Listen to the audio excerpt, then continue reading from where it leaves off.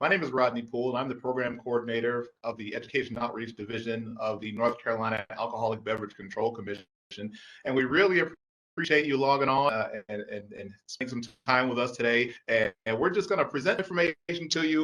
And I want to encourage you to realize, take this opportunity, gather some information, but don't just hold on to it and log off and just kind of go on about your life.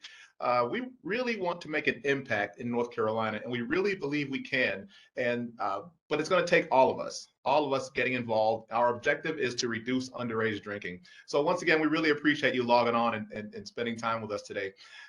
We are the Talk It Out NC campaign. We are the governor's initiative to reduce underage drinking here in the state of North Carolina, and we are a statewide effort. And our objective is to create awareness and engagement and get adults, caregivers having effective, meaningful conversations with young people, whether it's your child, whether it's your student, whether it's if you're a coach, your student athletes. The research has shown that the more frequent, effective conversations that take place between adults and teens about young people about underage drinking, the less likelihood of them actually getting involved with underage drinking. So we really want to encourage y'all to have those conversations. The earlier the better. They say talk frequently and you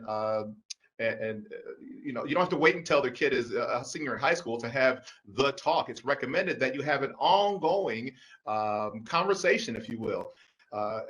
Prevention is really all about the culture. Our efforts are aimed at parents and other influential adults, but also the objective is to change that culture. Here in our country, we have a culture of drinking, a culture of alcohol. How many people have a whole room in their house devoted to alcohol? And listen, I work for the ABC Commission, so I'm not saying you should not do that. But what I really want to encourage you to realize is that young people are watching, and there are some major risks for a young person consuming alcohol. So I think it's really important that we have those conversations, that we set the example that we want to see in our young people. Once again, prevention is a culture. And personally, how am I, qualified to talk about this topic? I have literally traveled the world talking to kids about alcohol, tobacco, other drugs, teaching, working with parents, with schools, with coalitions, community organizations. This is my 10th year. Well, actually, it's my 13th year in prevention, but for about 10 years through the Hazel and Betty Ford Foundation, they sent me around to different schools, and it's an amazing opportunity. But we really believe it's more than just a set of rules in place. It's more than just those conversations. It's more than just the example that you set. The whole "do as I say and not as I do" mentality. It's a culture. Everything from movies, television shows, commercials, songs that young people hear, tailgating at college football games. What message does that send about alcohol? And we really, I love the fact that Talk It Out NC has taken this challenge to help reduce. We have to do something, because if we don't do anything, we can imagine how that's going to work out. But what we're going to do today is we're going to look at some alcohol basics. Now, oh, by the way, I'm hoping that there are some young people logged in. I'm hoping, but I realize there may not be. So let me back up. Some Generation Zers. That's who I focused my talk today for, Generation Zers, those born between 1997 and about 2012. That age group. Our focus this month are the teens. So we want to focus on teenagers. So this presentation I'm not going to have a lot of parenting tips or things like that. I'm going to present some research-based information, but I'm also going to present some current trends. What's going on currently with young people? What's going on currently with the culture of alcohol in our society? We'll talk about the developing brain. We'll talk about, some of the myths that are out there. And I have to say, only some of the myths. Myths about alcohol could be an entire presentation. In my research, there are so much misinformation about alcohol. Some of it's word of mouth. Some of it is online, so through social media. There's so much misinformation. So I pulled some of the reoccurring ones that I heard, and we'll talk about those today. Present some research-based facts, as well as what's going on currently when it comes to social norms. What are the attitudes and behaviors about alcohol in our society currently, especially when it comes to young people? Now, by the numbers here in North Carolina, I found something that was very typical in a number of states here in the U.S. that there is a perception about what's going on in our society, in our state, but then the reality is different than the perception. Especially amongst age groups. Amongst young people, there are a large number, 87% of young people surveyed in North Carolina said that alcohol is a problem. And of those 87%, 58% said it's a big problem. But then when we ask parents the same question, they say it was about 37% said that it's a serious problem. And I'm wondering if that's because of the culture of alcohol. Things have changed. Over a period of time, perceptions, attitudes, behaviors change over a period of time. And years ago, as an 18-year-old, you could legally buy alcohol.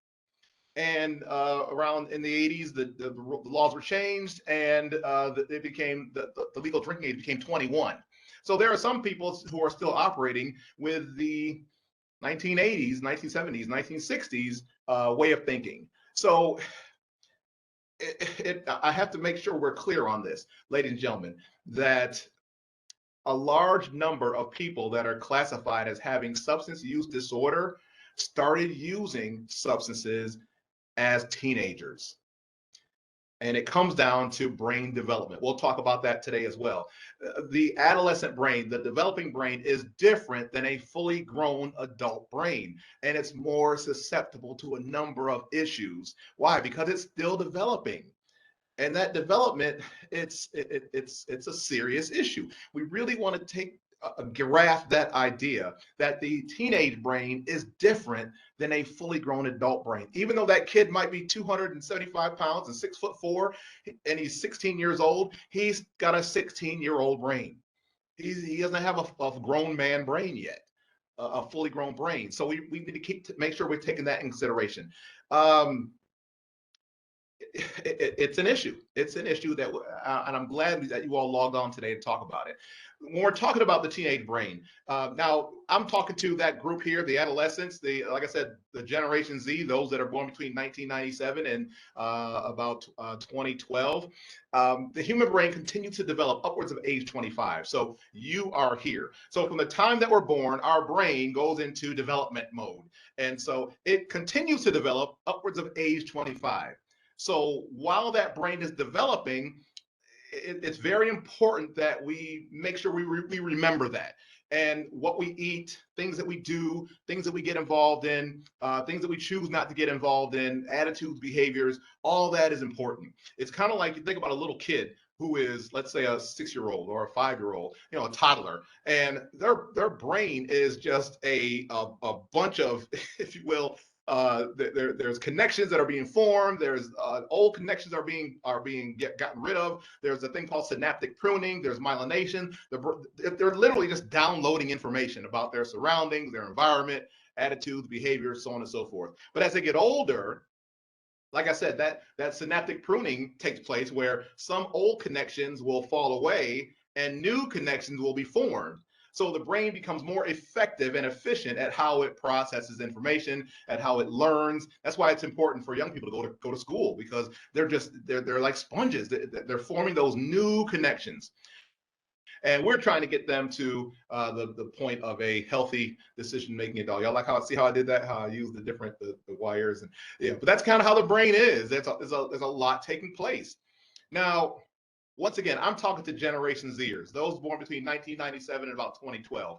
Ladies and gentlemen, this group, your generation, is one of the most likely to be inclusive of other people, depending upon their situation, their sexual orientation, their race, their religion. Your group has been shown to be most likely to volunteer to help other people. But your group has also, let me rephrase that. Your group does not know what it is to not have technology. I can speak from experience. I'm going to date myself a little bit here, but I remember before the internet. I remember a time when there were no cell phones. Generation Zers don't remember that time. It didn't happen for them. They've been involved in technology and social media they've been swiping and Siri do this, Siri do that since they were born. So, and there are some benefits to that, I think. There's some benefits, but there are also some challenges as well. The whole social interaction, depression appears to be a major issue amongst Generation Zers. I want to point that out. But you all are doing some really good things. Your group, ladies and gentlemen, your group, Generation Zers, are the least likely to consume alcohol. Yep. Even though movies portray you all a certain way, or some of the songs that are out there portray you all a certain way. I really want to encourage you to realize that if you choose not to consume alcohol, you're actually a part of the majority of your generation. Yeah, yeah, yeah. 79% of Generation Zers say they can't live without their smartphones. I would like to throw mine in the river sometimes. Just get rid of it. You know, we're so connected. But your generation is like, that's why we see young people. And I don't judge anyone. I don't judge. But you see a lot of young young people just all the time, even amongst a group, they're on their phones. And I think there's some benefit to being connected, but I want to encourage you to kind of put the phone down sometime and have conversations. Yeah, yeah. Learn those skills, those awkward skills that take place when we're not, chatting and tweeting and texting and so on and so forth. Now let's take a look at alcohol real quick. Okay, so ladies and gentlemen, alcohol is a drug. It's a depressant. It slows down those functions that are controlled by the central nervous system. Alcohol is classified as an addictive substance. If you drink too much of it, if you overconsume it, it could cause major health problems, some long-term, some immediate. Now, one of the myths was that, well, wine is not as bad as liquor, or beer is not as bad as wine. Ladies and gentlemen, alcohol is alcohol. 12 ounce of beer has as much alcohol as 5 ounce of wine, has as much alcohol as a shot of whiskey or shot of liquor. All right. So 12 ounce of beer, 5 ounce of wine, 1.5 ounce of liquor all have the same amount of alcohol. So neither is worse. It's all about how much a person consumes. And the issue is for young people consuming alcohol, when young people consume alcohol, very frequently it's at dangerous levels. Now, let me back up. Let me kind of qualify once again. I'm doing this work because I would not want any one of you all to experience what I experienced as a post-high school student. Made some very unhealthy decisions. Got into a lot of trouble as a result of my unhealthy decision making. And had nothing to do, I think, with peer pressure. No one said either do this or we're going to beat you up. It wasn't that, or do this or we're not going to hang out with you. It was right here. The decision making that took place. The decisions that I was making were very unhealthy, included alcohol and other substances. I would hate for any of you all to experience those situations that I found myself in. Now, I'm actually in my 30th year of long-term recovery. So people do recover. People can recover. It's possible. But it's a daily situation. And life still happens. But I don't have anything like alcohol or other substances to lean on to escape, if you will, life. And it's pretty cool, though. My life's amazing. It really is. Let's do this. I got a video that I want to show you that highlights what happens when a young person consumes alcohol. Alcohol is a depressant that affects both inhibitory and excitatory neurotransmitters such as glutamate and GABA, which is why you feel less inhibited and less coordinated after a few drinks. Alcohol's effects on the brain may also cause slurred speech, poor judgment, confusion, slowed reaction times, worsened motor performance, and blurry vision. Teenagers who drink are even more susceptible to alcohol's negative effects because their brains are still developing. Two parts of the brain that are particularly affected by alcohol during the teenage years are the hippocampus and the prefrontal lobe. The hippocampus plays a pivotal role in learning and memory formation. Studies of adolescents show that heavy and extended alcohol use is associated with a 10% reduction in the size of the hippocampus. It also shows that the function of the hippocampus is uniquely sensitive to alcohol at this age, and that alcohol may be poisonous to its nerve cells, damaging or destroying them. As a result, teenagers who regularly drink have difficulty creating new, lasting memories or recalling information. The prefrontal lobe is important for planning, judgment, decision-making, impulse control, and language. This area of the brain continues to change during the teenage years and into the early 20s. Research with heavy drinking adolescents show that these young people have smaller prefrontal lobes than young people of the same age who do not drink. While research tells us alcohol can damage the developing brain, it is not clear how much alcohol it takes to do this. So avoiding alcohol during the teenage years is certainly the safest choice. So as the video mentioned, alcohol really does a job on the developing brain. It's kind of like, let's say, let me use a metaphor. Let's say your brain is like a batch of brownies, like a wet brownie mix. You're mixing it all up. You got your eggs and everything in there, and you're mixing it up. And let's say you pour a cup of salt into the brownie mix, and you bake it. How are those brownies? Will those brownies be affected? Absolutely. But let's say you got your brownie mix in a bowl and you're stirring it up, and you take your brownie mix and you put it in a pan, you smooth them out, and you put it into the oven and let them develop. You take them out when they're done, and then you, by mistake, spill some salt on some fully developed brownies. See the difference? Our suggestion is that research suggests you let your let your brains fully develop before you decide to start consuming alcohol. Alcohol triggers dopamine release. It causes the brain to release those chemicals that are responsible for pleasure. Those chemicals that have been around since the beginning of man, those chemicals that are released that tell us to have babies, continue to eat food in order to stay alive. Those same chemicals are released when we consume alcohol and other drugs as well. There are cues associated with alcohol. There's a social aspect to it. There's usually other people around. May cause psychological dependence. It makes your brain literally want to consume more of it.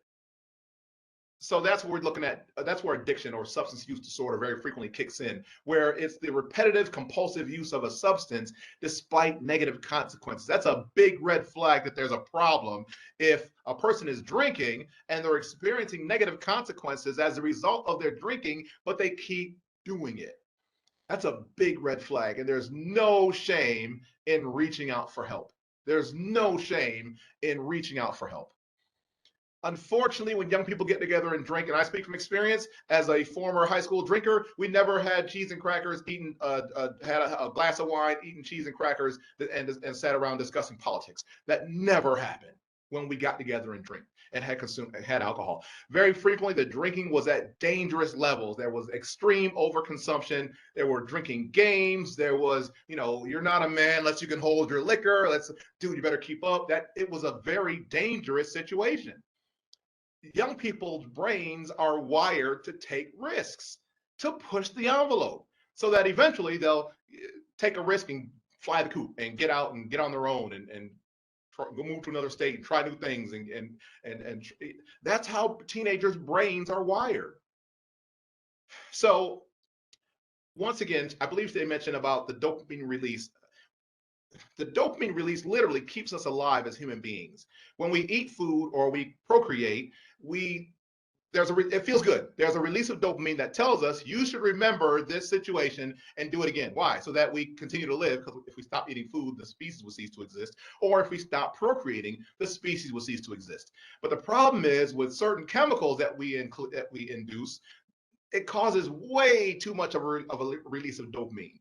As you see with methamphetamines, way too much. When a person eats a nice piece of chocolate cake, the release of dopamine is up to about 150%. But then it goes back down shortly afterwards, and so you're back at your baseline about 100. But for methamphetamines or amphetamines or cocaine, the release is way too much, and you can literally do damage to your limbic system, the part of the brain responsible for pleasure. You can literally do damage to it. That's why you find a number of people who have substance use disorder or who are classified as alcoholic or addict have difficulty getting any pleasure out of life. They've literally broken their hippocampus, the limbic system. As the title of the presentation says, we're going to talk about some risk factors. Okay, there are certain situations that we find ourselves in, whether they be physical, environmental, that increase the likelihood of having a problem with alcohol or other drugs, that increase the likelihood of a person continuing to use or starting to use. One of the big ones is, I like to start with age of first use. I should have put that one up top. I mentioned that early on, that the earlier a person starts using alcohol or other drugs, the higher the risk of having a problem. Why? Because remember the brownie story, your brain's still developing. Family history, it does show to run in families. Now, this is the one risk factor that can literally be negated. How? By waiting. By waiting until the brain fully develops, you can literally negate that risk factor, the possible genetic predisposition, by waiting. So I always tell kids, it's not a death sentence. It's not a guarantee that if your father is an alcoholic and your mom's an alcoholic, that you're going to be an alcoholic. Because if you choose not to drink, it's not, if you don't touch it, it won't bother you. I had a young lady come to me after class once. I was in Texas and I was presenting and I was talking to some seniors. And she said to me, Mr. Poole, thanks for coming. We really learned a lot. Really appreciate it. And then she kind of started tearing up. And I said, what's wrong? She said, I will never touch alcohol. She said both of her parents drank like every day. Like she said, she would leave in the morning and her mom's already drinking. She'd get home in the afternoon, they're both passed out. They've been drinking all day. Now for her, her surroundings were a deterrent. But for others, that's modeling behavior. For others, that may increase the chance that that young person, those young people in that house, may see that type of drinking as that's how you're supposed to drink. Mental health concerns, like I said, there's nothing wrong with reaching out for help. If you're struggling with, you're feeling sad or something just doesn't feel right all the time, you're struggling with anger or other issues, please talk to somebody. Reach out. Hopefully there's at least one adult in your life that you feel you can reach out to and say, listen, I don't know what's going on with me, but I'm angry all the time. Or I don't know what's going on with me, but I'm just sad all the time. And hopefully we can get you some help. Exposure to trauma is a big one. That's a big one. Life can be difficult, and situations can. I'll be honest with you, adults don't always make the best decisions, even adults with kids. So I really want to encourage you to realize that, you know what, it's not your fault, and get some help. Talk to somebody, whether it's a school counselor, whether it's a coach. Find a trusted adult so that we can get you some help. Moving on. Okay. So there are also some factors. There are also protective factors. There are things that you can get involved in. There are things that will minimize the risk, that have been shown to be helpful in minimizing the chance of beginning, the onset, or continuation of alcohol or even other drug use. Get connection. The opposite of addiction is not necessarily sobriety, it's connection. I tell you, I realize this personally. I am completely connected at this point. I'm connected to a number of things. I'm connected to my wife. I'm connected to my career. I'm connected to life in general. I got really close friends. I'm connected to my fraternity brothers. Yep, I joined a fraternity and didn't drink, not even once. You can do it, it's possible. The opposite of addiction is not necessarily sobriety. I'm being connected to people, places, family, friends, healthy opportunities, healthy behaviors is a major protective factor.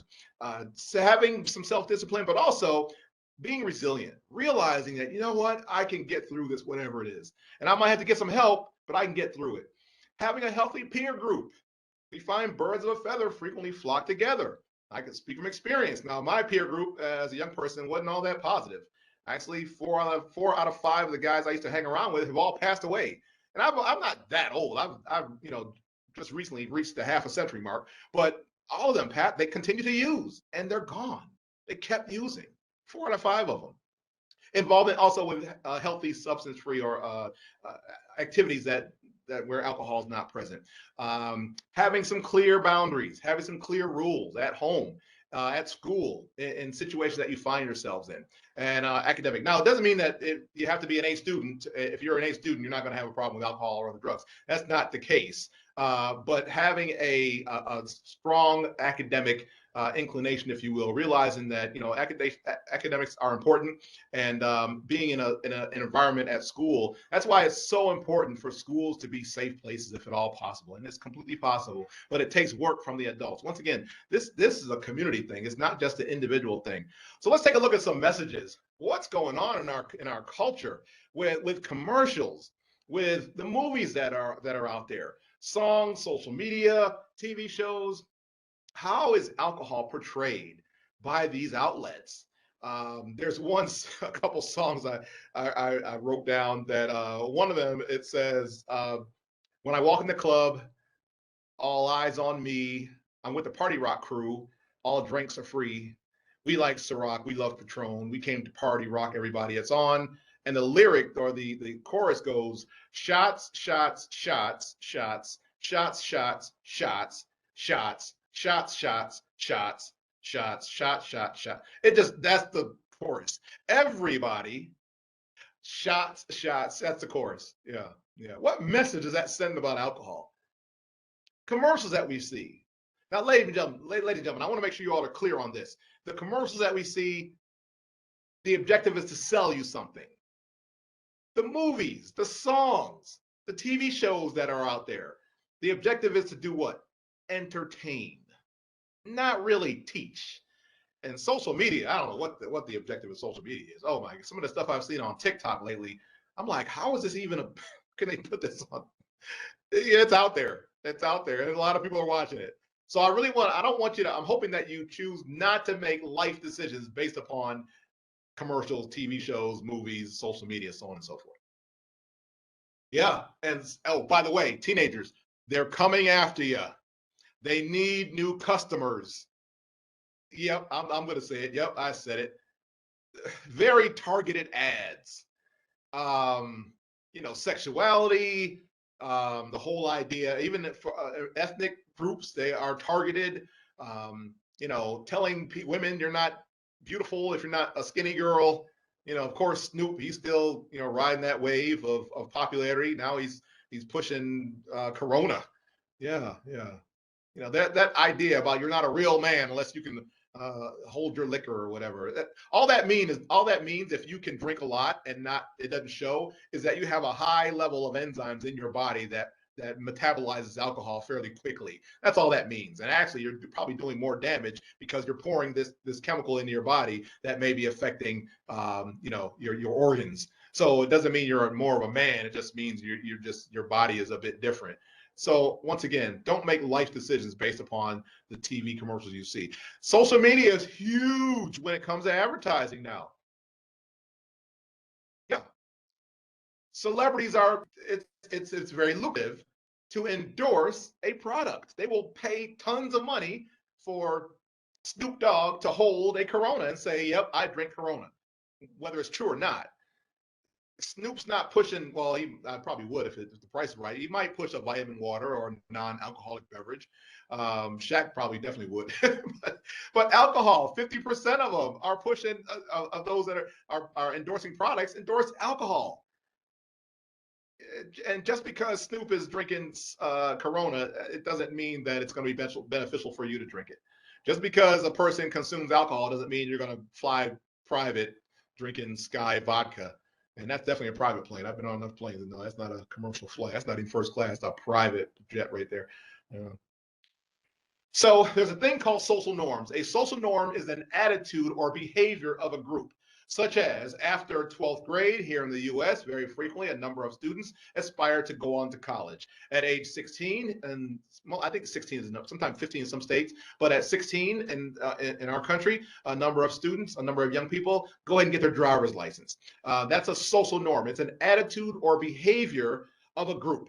Now, a normative belief is a perception about a social norm or about social norms, a perception about attitudes and behaviors of groups. Now, the issue with normative beliefs or perceptions is that perceptions can be incorrect.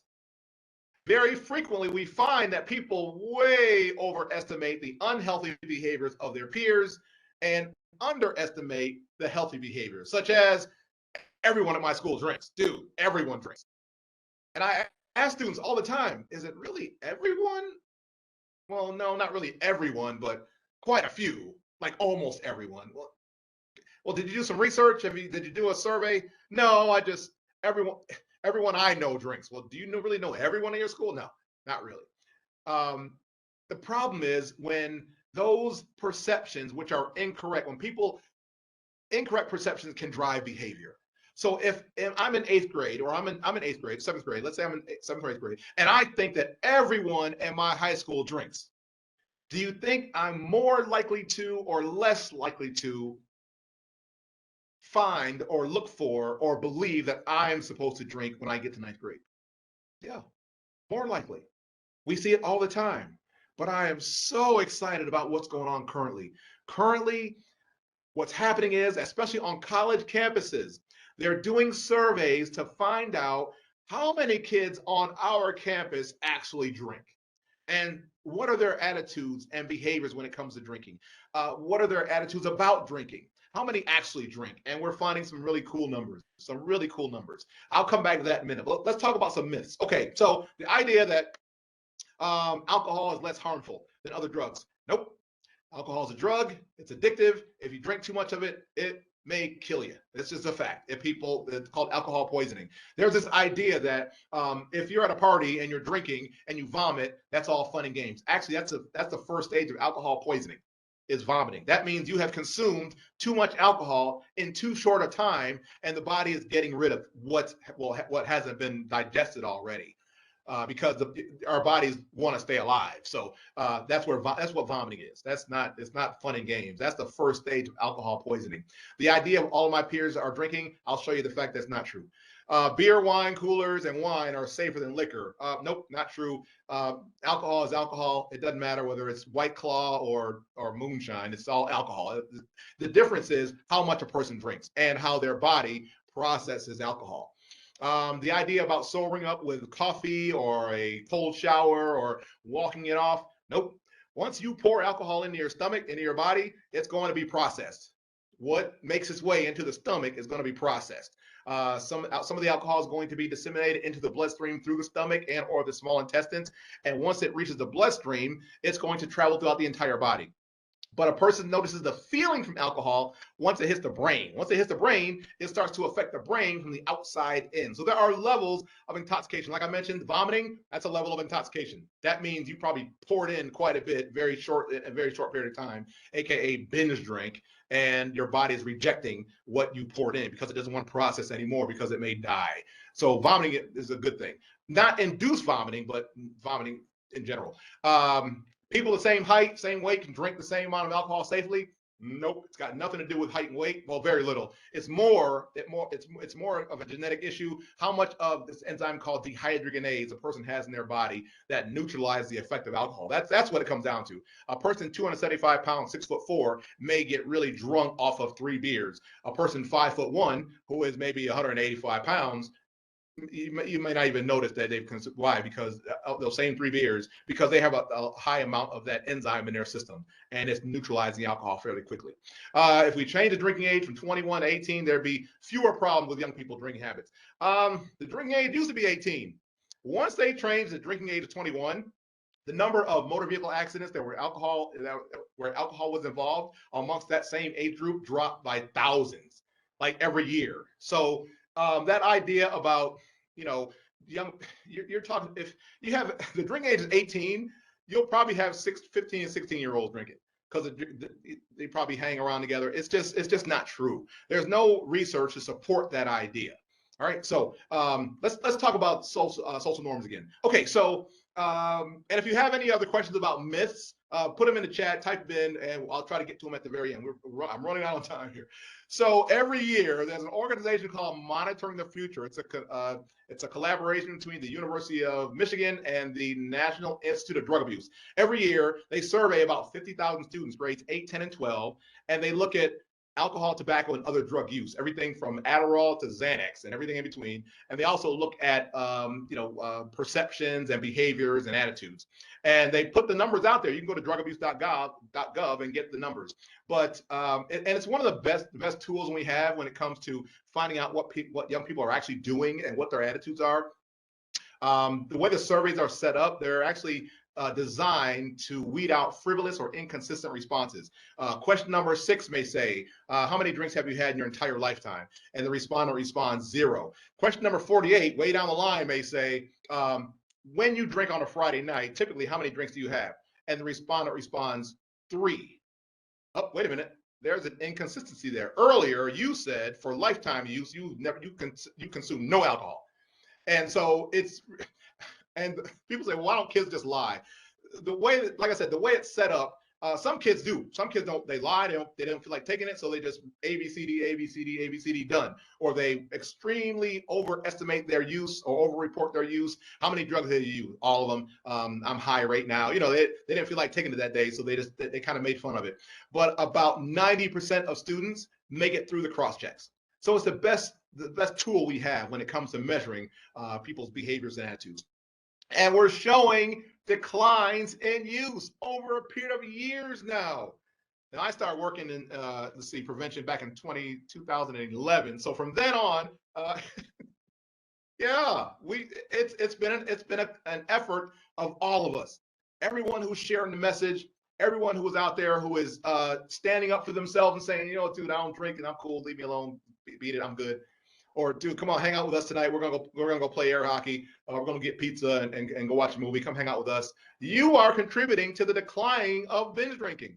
Amongst 10th graders in 2019, I can't see that number, but a large majority of them chose not to binge drink. I think it's around, what is that, 14%? I can't see it. Let's see. Let me see if I can move my thing out the way here. There we go. About 14%. So if 14% of 12th graders in 2019, of those 50,000 who were surveyed, said yes, they did binge drink, how many didn't? If 14% did. A large majority, upwards of 85%, didn't. That's a lot of people. That's a huge possible friend group out of those 50,000 that you can connect with. There's this whole idea about everyone's doing it is just not true. By the way, binge drinking is 5 or more drinks for a male, 4 or more drinks for a female in one sitting, usually in about a 2-hour span. So if you're just shot after shot after shot, that's binge drinking. That's not social drinking, even if other people are around. That's we call high risk drinking. There's probably going to be some vomiting, maybe some passing out, or worse with that type of drinking. Moving on. What happened here? There we go. Amongst 10th graders, 2019, those that said they had binge drank 2 weeks prior to the survey was around 18%. So if 18% did, how many didn't? A large majority. So if you made the decision not to binge drink or even consume alcohol, you're a part of the majority. Young people, you are a part of the majority. Keep up the good work. Just like with cigarettes, I think we might end up wiping out underage drinking. Same thing happened with cigarettes. Remember cigarettes? Yeah. On a number of college campuses, there are things called these social norm campaigns where they're, like I said, they're literally polling their campus. Now we're talking college now, where there's this perception about college that everyone's doing it, which is kids are getting sick of being asked to leave campus because of fights, because of property destruction, because they can't get their grades up, can't maintain their GPAs. Kids are getting sick of that's a major investment. And so what's happening is they're doing these surveys on campus and they're posting the healthy stuff, so that they're not trying to scare people into making healthy decisions by showing you scary movies. All they're doing is kind of appealing to your desire to kind of fit in with other people, with the majority. We kind of want to fit in. There's safety in fitting in. I think there's safety in being a part of the group. That's genetic, I think, as people, as humans. If you got saber-toothed tigers chasing you around, you might be on the menu. There's safety in being around a bunch of other people. So it's just the healthy behaviors. A number of campuses, one jury said most jury students drink alcohol twice a month or less. Twice a month or less. There was one other one that I saw that I really liked. I think it's the next one. Yeah, this one's pretty good here. Now this is at a school at, I'm not sure what school that is. I can't tell, but it says 97% of OSU students think it's okay if their friends don't drink. 97%. So rising college freshmen, you'll find that on a number of college campuses, the student body doesn't care that you don't drink. They're cool with it. You'll be fine. You'll make friends. People, trust me, it's not hard to make friends in college. Just go sit down at the table at lunch and ask somebody where they're from. Dude, where are you from? You probably want to pick somebody maybe that's of your same grade level. Don't go sit at the senior football table and ask them. Yeah, you probably don't do that. Yeah, why not? Why not? But you'll probably do better making friends with people who are in the same boat, have similar situations going on. You guys are all freshmen. You're all coming in at the same time. And remember, you won't be friends with them. You probably won't be friends with them for life, and that's okay. On what campus was that? MSU, social norms. 9 out of 10 MSU students disapprove of drinking to the point of passing out. 9 out of 10. So if you're at a party and you're drinking to the point of passing out, you're going to stand out, and not for anything positive. People might not invite you next time. You might not even get in. So keep that in mind. All right. And I highly recommend, like, if you're going to college next year, make sure you take advantage of the freshman orientation. There's a lot of campuses they have really good information on transitioning into college. I do a piece on that as well. But this whole idea about everyone doing it, even on college, Monitoring the Future also does a survey of college students as well. And we're seeing 2018 was the first time it's been below 30%. The first time that binge drinking on college campuses has been below 30%. So, it's not as popular as it used to be. That whole idea about drinking to the point of passing out. The movies that they've shown, that you've seen about college, Neighbors, and I'm going to date myself here, Animal House. It's amazing when I think about how long ago that movie was out. Yeah. There appears to be a correlation between number of drinks per week and grades. If you're serious about your grades, you may want to think twice about drinking. Alcohol. I went to college full time.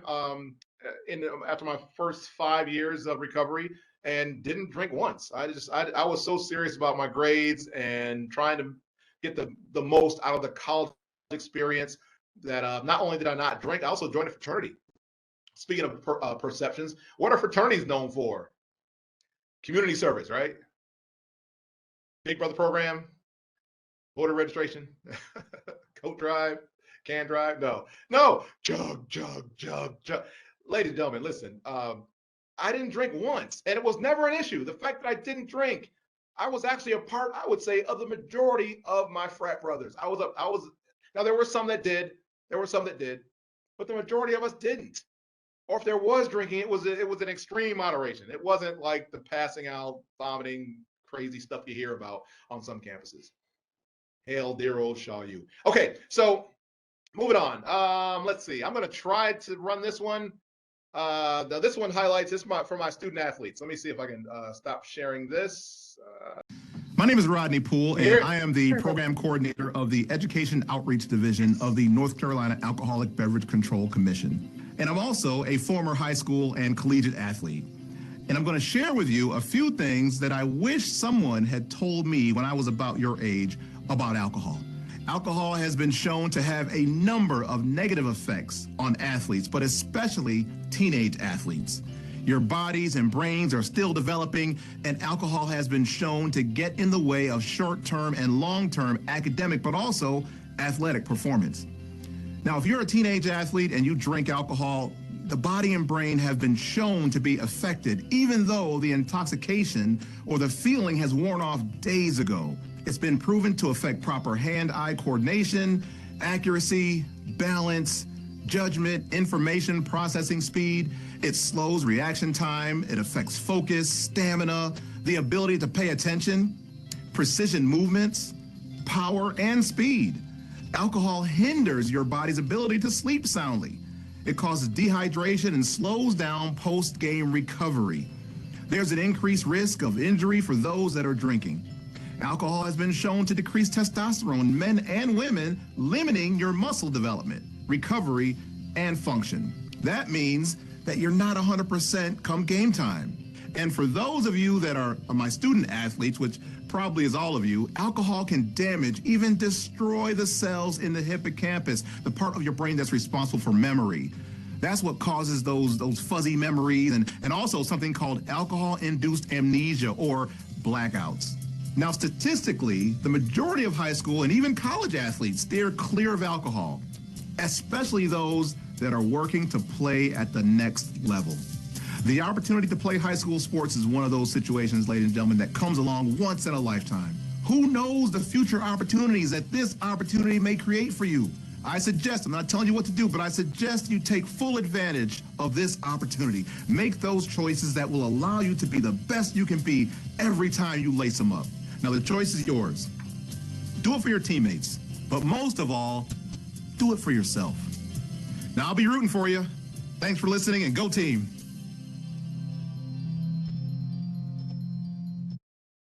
So, ladies and gentlemen, as we close, we have made great progress. Great man said this. He said the numbers for underage drinking are getting better. It has taken all of us in each of our own ways to make the difference. And we can do it. We can continue.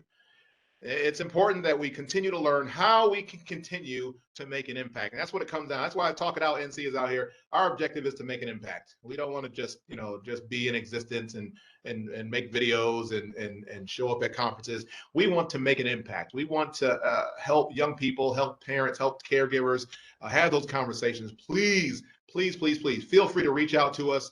Go to our website, log in. It's talkitoutnc.org. And because you have the power. You have the power to reduce underage drinking. My Generation Z, dude, you have the power, man, to be you. Figure out who that is. Take some time by yourself and figure out, who am I? What makes me who I am? What makes me awesome? What are my skills? What are my talents? What are what do I have to work on? How can I get better at what I'm trying to do? What am I trying to do? Where are you trying to go? We find over and over, it's almost like a cliche where alcohol has literally, the decision to use alcohol and other drugs as young people has robbed people of amazing careers, amazing opportunities. Now I'm still here, and I'm so glad I am. I think maybe it was because I'm still here to do this video today. Who knows why I'm still here? I don't question. I'm just glad I am, and that's why I'm doing what I'm doing. But it's especially those that have little brothers and sisters. Those kids are looking up to you. They're watching what you do. They want to be just like you. You have the power to say no, to say, you know what, I'm good. You know what, I'm heading in a different direction. For my people who work in schools, you have the power to create an atmosphere at your school where it's a healthy, safe environment. You can minimize the risk of it. Now, we find very frequently it doesn't happen on campus. We're not seeing a lot of alcohol consumption on high school campuses, but the culture very frequently, when kids get together, that's where the culture thrives, if you will. So what type of education are you presenting to your young people to help them realize the benefit, not necessarily of not drinking, but the benefit of making healthy decisions? Not we've so focused on the risk that we seldom seem to focus on the benefits. What are the benefits of not drinking? What are the benefits of a healthy lifestyle, of working out, of eating healthy? I can really work on that one there. I ate about 4 hot dogs yesterday. No, 3. I had 3 hot dogs. They were so good. But I'm working on that, focusing on the benefits of not eating 4 hot dogs, every day. What are the benefits of surrounding myself with friends who are like-minded and who are supportive and can clap when I win and call me out when I'm doing something silly or doing something stupid? My friends are not afraid to call me out on my stuff. Surround yourself. I highly recommend surround yourself with a tight-knit group of real friends. Yeah. So anyway, I think we're out of time. Go to our website, sign our pledge. Young people and parents as well. Any parents, any caregivers who are on, go to our website. We have our pledge where we're encouraging young people and parents to have conversations. You would agree not to ride with someone, not to drive someone who's been drinking. You'll agree to receive some information from us. We'd love to send you some information periodically. We're not going to sell your email address or spam you. Any information that we share you is going to be like this. We'll share you information about upcoming presentations. I love this Talk It Out Tuesday idea, the fact that we can kind of get together. And this is going to be recorded. And like I said, if you want the list of the slides, I'd be happy to send them to you. Just reach out to me at rodney.poole@abc.nc.gov. Go to our website. There's a plethora like that. plethora of information on our website, talkitoutnc.org. And I love the fact there were some broken links when I first started working here. Not saying but 919 marketing, they're amazing. Shout out to them. They did my video there, as well as helping us get our website up to running, up to speed, looking good. But yeah, if you want to educate yourself, I highly recommend young people educate yourself about the risks of alcohol, other drugs as well, but definitely alcohol, because alcohol is not as harmless as the media would have you believe it is. Go to drugfree.org. A lot of really good. I like drugfree.org because it's very user friendly. The government website, the National Institute of Alcohol Abuse and Alcoholism, it's kind of PhD level. You got to kind of sift through and pull out what you can. A lot of really good research there, though. So that's it. That's all I got for you. How'd I do? Okay, I think we got time for about 5 minutes of Q&A. If anyone has questions, you want to type them into the chat, I'll do my best to answer. It looks like Stacy said, awesome presentation, great energy and information. Thanks, Stacy. You rock. Thank you. Thank you. All right, that's all I got. All right, thank you, Rodney. I appreciate it. My pleasure. Y'all be good.